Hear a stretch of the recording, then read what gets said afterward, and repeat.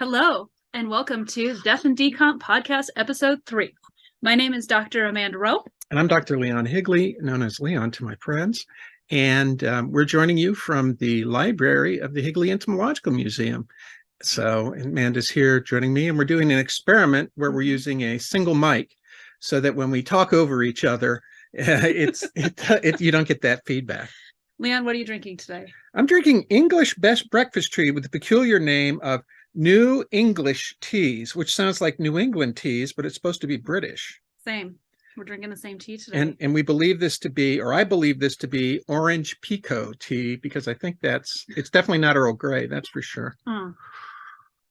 This might earn me some enemies, but I think Earl Grey is garbage. I used to dislike Earl Grey, but I had some recently, and I've decided I actually like it. It's the bergamot. I love the smell of bergamot. I hate the taste of it. I don't know what bergamot is. I think it's a plant? Yeah, it's a plant. Okay. Yeah.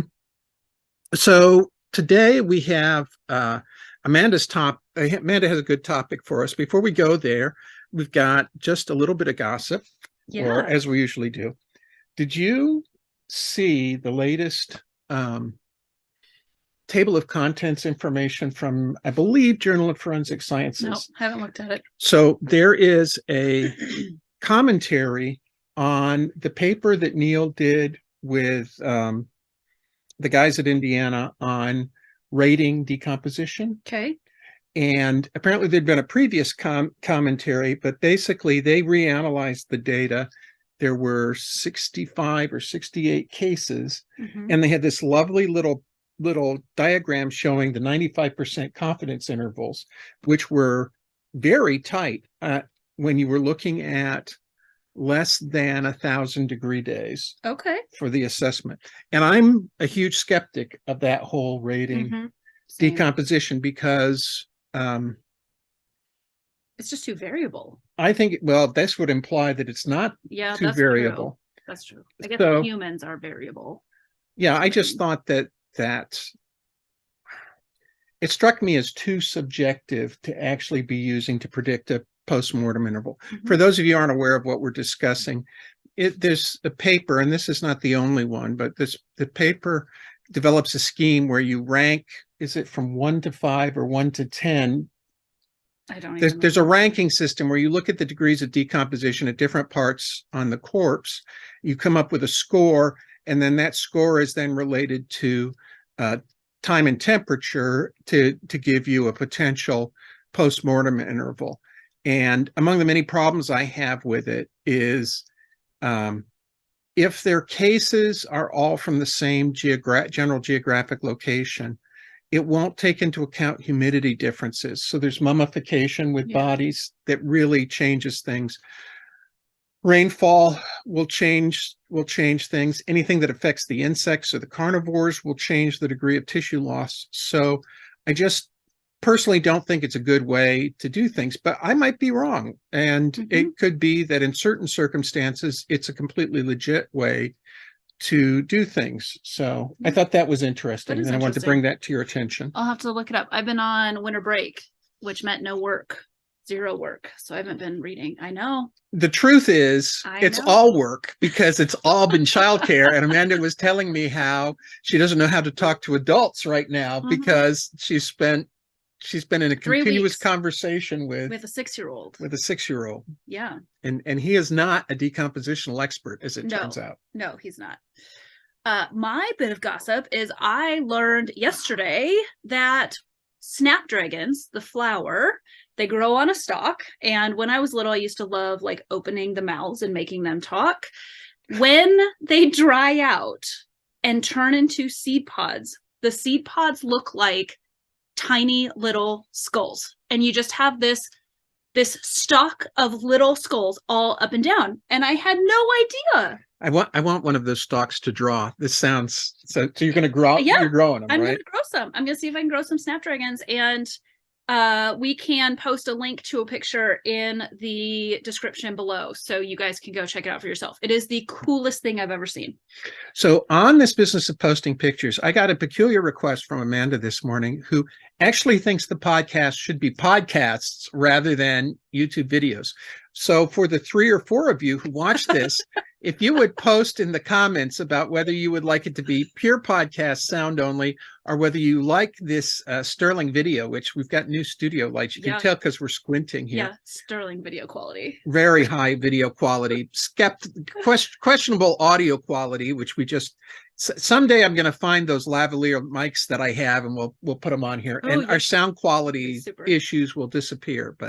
But we've got this great Shure 55, the microphone of Elvis Presley and every news broadcasts. So Mr. and Mrs. America and all the ships at sea, welcome to Death and Decomp Sciences. So it's got this wonderful retro, and truthfully, it's got great sound, but I don't think it's necessarily designed as a studio mic for a broad area. It's got more of your mouth right up next to it. Yeah, in which case you get really good sound quality. And were we not recording side by side in kind of a creepy invading each other's personal space sort of setting, more space than if we were sitting on an we airplane. did. You can fit. Oh, that's true. Yeah. See. That's disturbing. It's true, and it's disturbing. I don't want to know. Don't want to be that close to strangers. I'm friends with you, and I'm not sure I'm comfortable being this close. We're sharing a couch, so that's not too personal space invading. No, not too bad. So we had the holiday gap, which is why this is delayed, and hopefully we'll be back to roughly a weekly schedule here going into the spring. We have a new project coming up that we'll share, assuming we do videos, which is we decided to make a Death and Decomp dollhouse. Lab and mortuary. So it's a lab and mortuary at 1/12 scale. 1/12 scale, that's right. And so we have the first components of this are winging their way from Etsy to us, and I suppose here in the next couple of weeks we'll start the design. I've been thinking about what we should build the mortuary with. We could use Lego. That has a tile-like tile-like structure. No, we're not using Legos. Well, how are you going to find tiny little tile? I can hand stencil them. Can you? Yeah. Oh my God, this is going to be great. Well, I got to come up with some. I've got a bunch of wire bending tools. I got to think about what I can make with those. Hammer out some little autopsy knives or something. So, I like that autopsy knives. So this project started with me sending Leon some images of these just adorable microscope slides and a body adorable in a body bag. Yeah, an adorable at body scale. And I have been obsessed with miniatures for as long as I can remember. I inherited it from my mother. She had a dollhouse while I was growing up, and then her and I put a dollhouse together when I was younger, probably about between 10 and 13 maybe. And so I've had this dollhouse for ages, and it wasn't until the last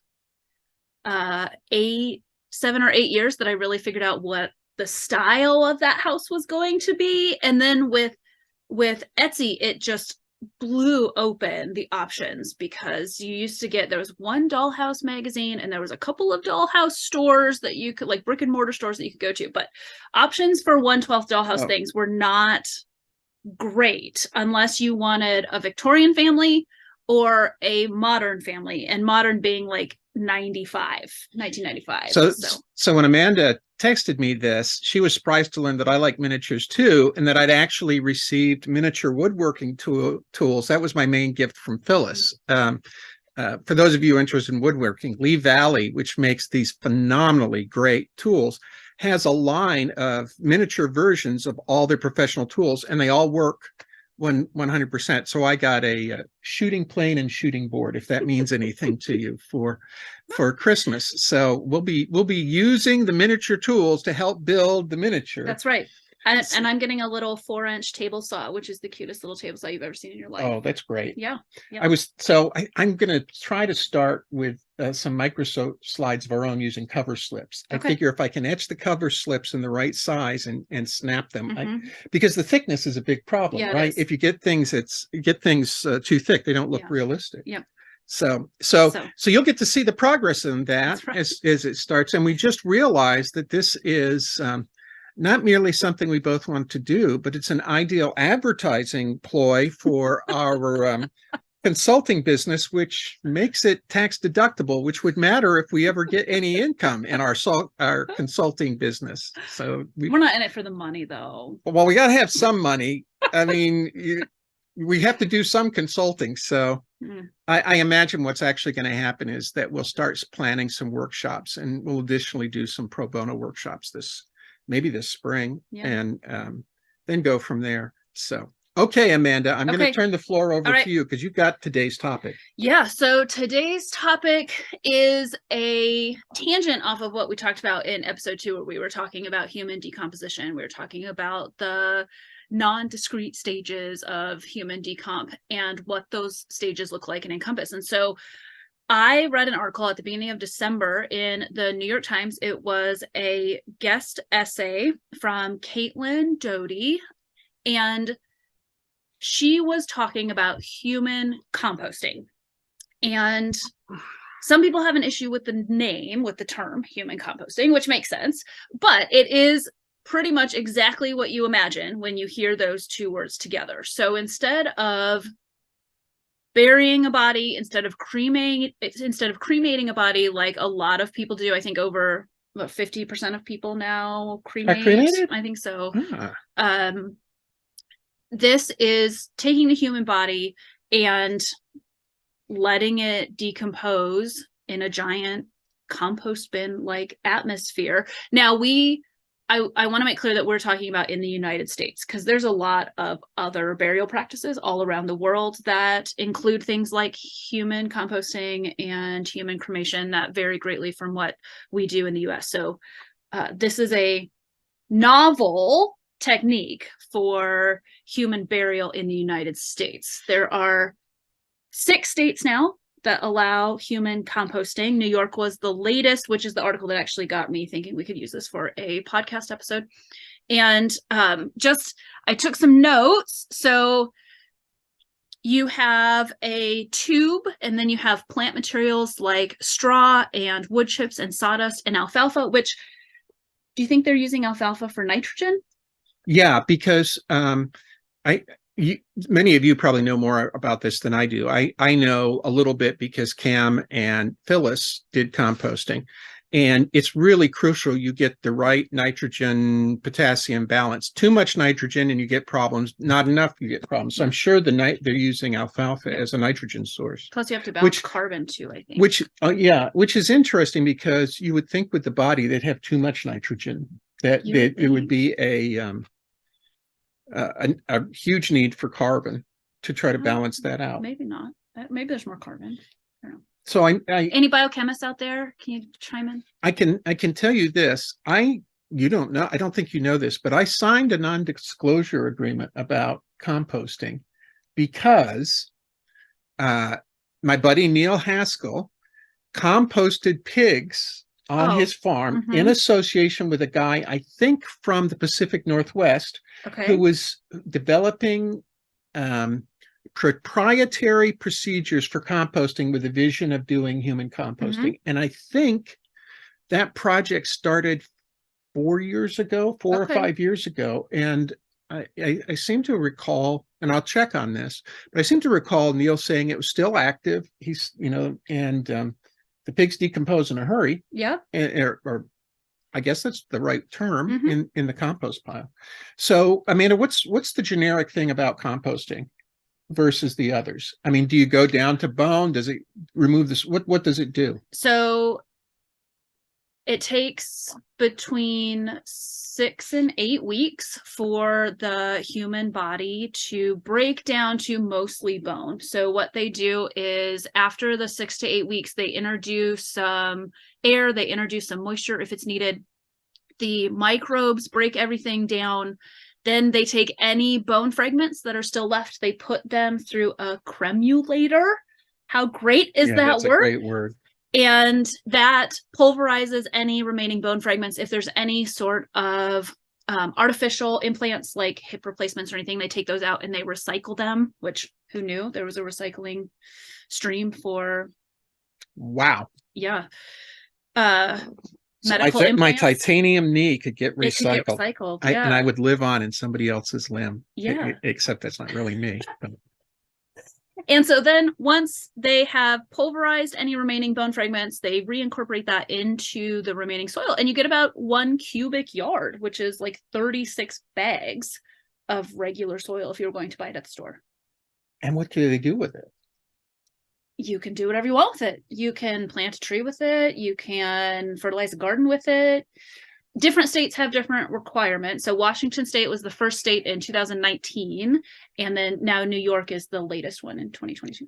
So I thought about this, and I'm very sympathetic to the idea of having my body composted. But if I'm honest, and I'm going to give this as a quiz question, what is my number one way to dispose of my body? Well, I mean, I hope it's letting insects eat you, but I don't honestly know. We've never talked about your death plans. Viking funeral pyre. Oh. And I understand that's what I want. I'm not going to get it. Well, of course it is, because it's the most awesome way to dispose of a body, but it's so hard to get the licensing. Plus, you have to have the longboat. It's a whole big, it's a big thing. It was a wooden canoe. Do you remember? That's my plan. Do you remember in the last 10 years, the group of people who, I can't remember if it was one of their parents' bodies, put them out on a boat and exploded them, and there was body parts raining down. God, it's like the exploding whale all over again. They put explosives in. Yeah. What were they thinking? I think they thought that it would burn.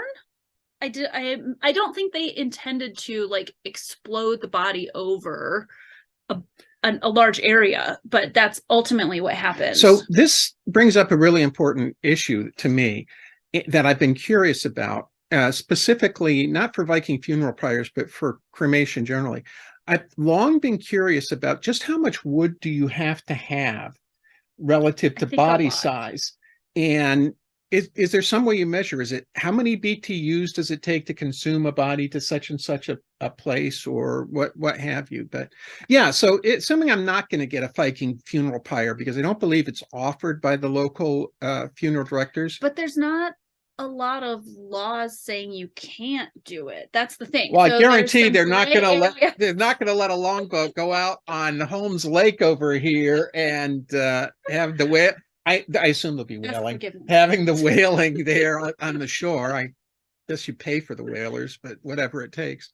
Yeah, if you're near an ocean or one of the Great Lakes, maybe. But short of that, I kind of think I guarantee there's some local ordinance you'll be violating. But yeah, so composting sounds pretty cool. Yeah, they brought up financial reasons and ecological reasons for human composting versus cremation or burying. So I think all states now in the US, you have to have liners, so concrete or plastic liners in conventional graves. And then you have the coffin inside of that, and then there's actually a lid that goes on top, and then so there's a lot of resources used, plus you have human bodies being embalmed, so you have this release of all of these chemicals into the soil at eventually, although the liners are supposed to prevent that, but the liners break down all the time. Well, the embalming thing I've long found to be peculiar in kind of an ancient Egypt sort of peculiarity way, with canopic jars of organs and what have you. And it's not like the mummy. Those bodies aren't coming back. Right. I mean, so in a sense, I guess my thought was the sooner I get back, my carbon and nutrients get back in the cycle, the better. Mm-hmm. And of course, I don't think we talked about this when we were talking about human decomposition, but I assume you guys know where most of us goes, whether it's true for the embalmed bodies over a very long time, but for the cremated bodies, it's pretty good entry because we all end up in the atmosphere. Yeah. That's where most of the carbon is on the planet anyway. It's in the atmosphere. And so that's where we're headed, which means you're breathing whatever dead person you want to think of right now. I can say that because of laws of thermodynamics. When the stuff goes up, it diffuses around the globe. So it's a dead certainty that each breath contains at least one atom or molecule, I guess, for CO2 Of something dead. of somebody dead. There's a famous saying that, so what did the Brits say? It's something to the order that every time you have a pint of beer, you're drinking Oliver Cromwell's pee. Yeah. It's the same notion that the water that we take in gets recycled so much, and then once it diffuses over a relatively short period of time, there you go. So yeah. So in the research about human composting, we also discovered that you can break down human bodies using aqua composting. Oh, no, so this is the first time I've ever heard of it. Same. Explain aqua composting. So aqua composting, you put a body in a steel tube. You have 95% water, 5% alkali salts, so basic salts, and you swirl them around between 200 and 300 degrees Fahrenheit, and in 4 to 8 hours, you have just white, brittle bones that you can then pulverize, and you can put them in an urn, you can scatter them, you can do whatever you want. So I'm going to say something. The very first thing that occurs to me. What do you do with all the gross water? No, you just flush it. I know what happens to that. I understand how the world works. Why would an organized crime immediately invest in this, and they could dispose of bodies, and there's no DNA, there's no chance at all to recover stuff? Yeah, I mean, well, yet again, we show the value of this podcast.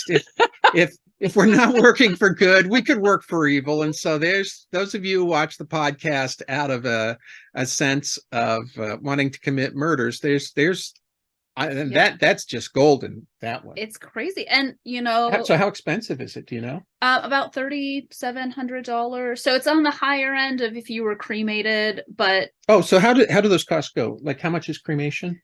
Cremation, I think it varies from place to place, but I saw average was between $1,500 and $3,500. Wow, $1,500 is cheap. Yeah. Okay. But that doesn't include some of those like sneaky fees that get snuck in. So, well, my parents were cremated. You would think I would know how much that cost. I guess I'll ask my sister. I think she handled. Yeah.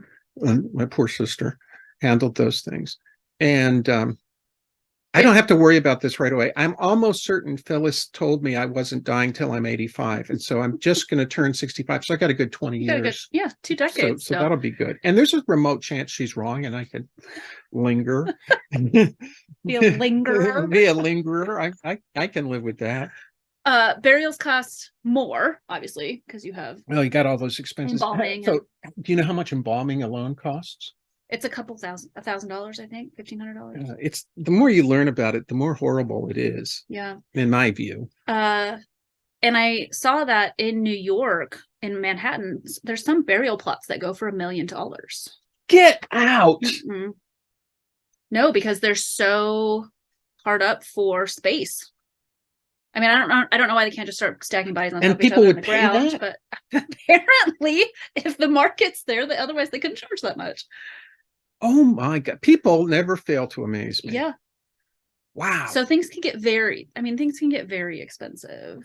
So the composting places, are they like composting farms, or how does that work? Where do they actually do They have different, so in North Carolina, they have sort of this natural area. Washington, some of the places in Washington state have these pods, it almost looks like a beehive. These little pods that bodies go into until they're ready. So if I pay for the composting, do I get the soil back? Your family does. Yeah. A cubic yard? Yeah. If they want it. Oh man. I know. Talk about a way to improve the soil. Right. Holy cow. Yeah. Or you could donate. Like there was some places in North Carolina or some families who donated the soil to regrow forests and things. So my prediction is this is a coming issue. I'd be shocked if it doesn't spread and become a significant way to deal with human decomp, because, as you say, conventional funerals and embalming, it's very expensive, and I don't think it's particularly fashionable anymore. I think it's Well, still, I mean, there's still what approximately 43% of people who get buried and But embalmed. that's fewer. I mean, so it's the minority. It's a Yeah, it's a minority. minority now. Do you know what is there a percentage on the composting? It's I mean, is still it like, really small. like a couple percent at best? I bet, yeah, at most a couple percent, because there's only 6 states you can do it in right now. Yeah, I think, And I think there's a really, I think we talked about this in our very first podcast, maybe not. Americans have a very strange idea of death. I mean, it's very, some people might be creeped out by the idea of human composting, or what did they call it? If you don't want to call it that, you can call it natural organic reduction, which sounds like a wine sauce. But so word to the advised. No, when the restaurants list natural organic reduction on the menu, don't double check what that doesn't sound right. But it is just a process of recycling energy, because energy can't be created or destroyed, right? So you have to move it somehow, and we have just, we have very strange ideas, I think, about death, and not altogether healthy ones, I don't think, either. Oh, I agree with that. There's a book, The American Way of Death, that I seem to recall from, it's old. I think it's maybe 20 years old, but that talked about peculiarities and expenses of the funeral industry. And it seems like that's an industry, if you will, that's ripe for reform in a more ecologically viable, environmentally viable, I should say, way. Yeah. So yeah, I'm all for this. I bring it on, Nebraska. Let's start this composting discussion. Well, and in Nebraska, we already compost roadkill. So sure, I'm pretty sure. Sure. Which is a lot better than what I've seen in other states, where they will just pit bury it or something crazy, or worse, leave it out. Yeah. I mean, it goes away eventually. When I did a forensic workshop in Spokane, Washington, we went to the dump site for roadkill, which was like an open air abattoir. Is that the right? Did I say that right? I think so. So not pleasant. Lots of deer carcasses all over the place. Yeah. I think for animal composting, in a lot of places, they just like cover them with a mound of soil and let it do its thing over some period of time. But so it's not unheard of, just it's different for humans, and most humans just don't want to be in a communal dirt pile. One of the things I think is interesting when you think about composting, it's really a fermentation product in a sense, because you're dealing with microbial breakdown, some pretty high temperatures, but they I just dropped that in there. They keep working. So anaerobic environment. Yeah, they do. I mean, they do incorporate air, but so for the I couldn't find any well-known people that had been composted, naturally organic reduced. But our Archbishop Desmond Tutu was aqua composted. Wow. Yeah. So I will tell you my Desmond Tutu story. He spoke here in the 90s, and he was the most inspiring person I've ever heard speak. I saw him at a Lutheran youth conference in St. Louis, Missouri, when I was in 8th grade, maybe. Same. Even as an 8th grader, I was like, man, this guy is a brilliant speaker. Yeah, he spoke to us. He began his talk saying how valuable the anti-apartheid movement had been in the 80s, and how it led to such ultimately to such positive results. And he thanked us for it, which I felt like he was talking to me, because what little I could do, I did. And so, I made sure my retirement wasn't in companies that were supporting South Africa at the time. And I, just the little things one does. So, but it was an inspirational speech in a really heartwarming way. So I'm not surprised that he would have instructions to have his body Yeah, I think from a treated in an environmentally ecological sound way. standpoint, yeah. Yeah, yeah. Well, this is great. Do we have anything else, or does that finish it for this podcast? I think that finishes it for today. So if you have any ideas about human composting, hit us up in those comments down there and let us know what you think. If that's something that you're willing to have done, if you think it's gross, or if you'd consider it, if certain parameters were met. I'm still like just on fire on a Viking ship. And my mom has known that since I was at least 15. Well, the thing about your funeral plans is you aren't there to enforce them. Yeah, they could just throw me in a ditch. I don't know. Yeah, nobody knows. Upcoming talks, I've been reading lots of critiques of forensic science. I passed a book along to Amanda, so I'm sure either next time or after that, you can hear us discuss some of the pressing issues in reforming forensic science. So that's coming up. It's about that time in the podcast, right? We Yeah. had some like easy episodes, and now we have to like really get into some of that harder introspection, some stuff about science. So that's what we have to look forward to. Yeah. And so until then, we'll fire's going out. Oh, that's it. Is that Drinks are empty. Yeah, I can't remember the outro. So okay, we'll see you guys later. Bye. Have a good week.